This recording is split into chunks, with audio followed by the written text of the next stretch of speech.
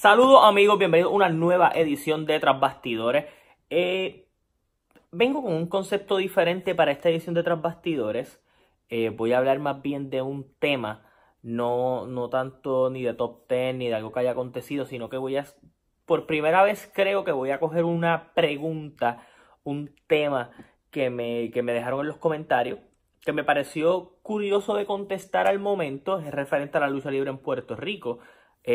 Algo que yo creo que expande generaciones, siempre se ha tenido esta duda y yo sé que yo tengo muchos fans de la lucha libre, de la época dorada de la lucha libre en Puerto Rico dentro del canal y es por eso que voy a estar hablando sobre esto.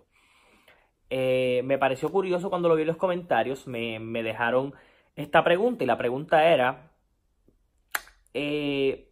¿por qué Carlos Colón, el acróbata de Puerto Rico, nunca se trasladó al bando rudo?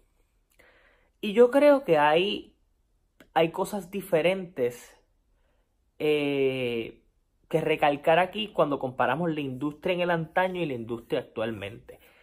Y creo que funciona tanto en ambas, tanto en Estados Unidos como en Puerto Rico. Podemos utilizar el ejemplo de que Hulk Hogan, hasta que obviamente con el boom de Hulkamania, con ser el héroe americano en esa época, nunca cambió de bando hasta que no es que en WCW buscar una reacción y dicen que tomó mucho tiempo de convencimiento que él decidiera ser el miembro de NWO, que cambiara las cosas, pero tomó mucho tiempo de convencimiento, incluso meses de convencimiento para que él lograra hacer eso cuando empieza la NWO. En el pasado, para dar otro ejemplo y referente tanto a lucha libre en Puerto Rico y Estados Unidos, Bruno Sammartino fue un campeón por mucho tiempo en el Madison Square Garden, campeón de WWE por muchísimos años, y él pierde el campeonato simplemente para dar ese pase de batón a Pedro Morales, pero nunca cambiaron a Bruno Sammartino a rudo para que Pedro Morales ganara el campeonato, sino que Bruno Sammartino pierde el campeonato para que ante un rudo, lamento no tener el nombre ahora mismo porque no me viene a la mente, pero entonces era para que entonces Pedro Morales lograra derrotar a este gran rudo y convertirse en este nuevo héroe del Madison Square Garden. So que se ha visto a través de la historia que el que es el técnico, al menos en la lucha libre de los 70, 80, no cambiaba de bando. Podemos incluso pensar hasta en Dustin Rhodes. Vamos al ejemplo de la lucha libre en Puerto Rico. Uno de nuestros primeros grandes héroes, probablemente una de las figuras más importantes de la lucha libre en Puerto Rico, es Carlos Colón. Carlos Colón militó en WWC, en Capital Sport Promotion por muchísimos años, uno de los presidentes o de los dueños de la empresa. Pero si ustedes conocen la carrera de Carlos Colón era el héroe boricua que defendía su territorio,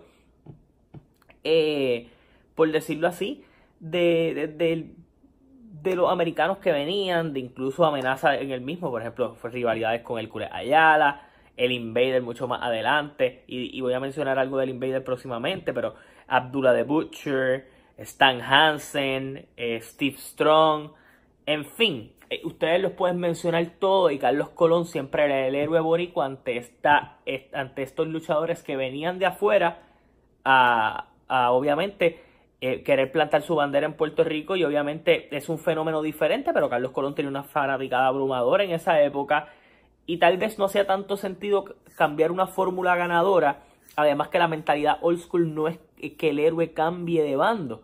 Cuando sucede el cambio de bando del Invader muchos años más adelante, fue por la situación que aconteció.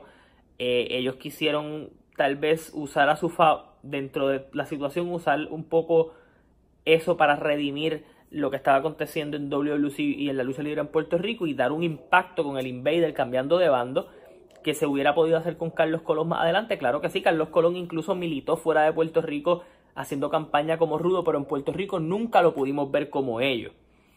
Incluso voy a dar una situación que a mí me contaron hace mucho tiempo. Más de una persona dentro de la industria de la lucha libre en Puerto Rico comentó esto, y es que una vez Carlos Colón sí estuvo dispuesto a hacer un cambio de bando. Fue alrededor de la época en donde el Invader cambia a rudo y se convierte en el sueño puertorriqueño. Carlos Colón iba a a vaquear a Carlitos, de cierta manera, en lo de la Carlitos Caribbean Company hace varios años atrás. Y se había pensado en que Carlos Colón cambiara de bando. Y decían, incluso lo que cuentan es que él estuvo a punto, y el día que de la cartelera, pues no se dio el cambio de bando. Yo siento que el luchador de antaño y la posición de ser técnico es bien complicada de cambiar. Yo creo que sí hemos visto cambios de bando espectaculares, tanto en Estados Unidos como en Puerto Rico, pero yo creo que bien pocas veces hemos visto grandes figuras técnicas cambiar a rudo, a menos que no sea algo necesario por cambiar todo por completo. Y yo creo que, fuera de que en aquella ocasión utilizaron al Invader para hacerlo, no ha sido tan necesario hacerlo. Que hubiera sido curioso ver a Carlos Colón como rudo y ver qué podían hacer con él. A mí me hubiera parecido espectacular, pero incluso hemos visto que grandes luchadores que empezaron como técnicos han pasado el resto de su carrera como rudo. Incluso a la inversa, TNT empezó rudo, cambió a técnico. Hemos visto a Sabio Vega ser rudo, también ser técnico. Rey González empezó como técnico, cambió siendo rudo y probablemente lo vemos más conocido como rudo. Carly Colón, que cuando se fue a WWE entonces crea lo de Carlitos Caribbean Cool y se convierte en rudo. Y casi siempre que lo hemos visto en Puerto Rico termina siendo de rudo. So que no es algo de extrañar. Yo siento que la mentalidad vieja escuela siempre va a jugar un factor bien importante en que ese cambio de bando tal vez no se haya dado, y cuenten más que cuál era tal vez la necesidad de hacer a Carlos Colón rudo cuando tenías rudos como los que ya mencioné, como Stan Hansen, un Chiqui Star que te vendía a cualquier luchador como el rudo más grande, Steve Strong, Abdullah the Butcher, podías vender a quien fuera Ron Starr. Fueron muchos luchadores en Puerto Rico que fueron grandes rudos, grandes figuras imponentes, y tal vez para ellos tener a Carlos Colón como rudo no era creíble. Y eso es algo que yo creo que en la lucha libre puertorriqueña es bien importante.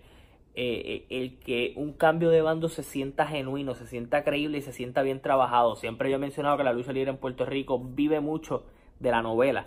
Y la novela, para tal vez haber hecho un cambio de bando a Carlos Colón, tenía que haber sido una novela espectacular. Tenía que haber sido que tal vez hubiera otra gran figura que estuviera quitándole ese estatus a Carlos Colón y él se sintiera envidioso. Incluso cuando hicieron ese ángulo similar, fue el Invader quien realmente sintió que a él le habían dado de codo por siempre la elección de Carlos Colón por encima.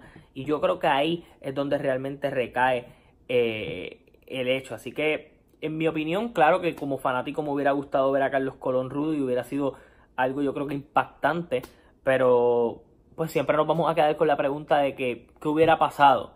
Pero en fin, me encantaría saber su opinión. Más o menos les contesto porque me hicieron la pregunta, quería contestar eso, quería hablar un poquito de la lucha libre en Puerto Rico en un tema retro sin la necesidad de recurrir a un top 10.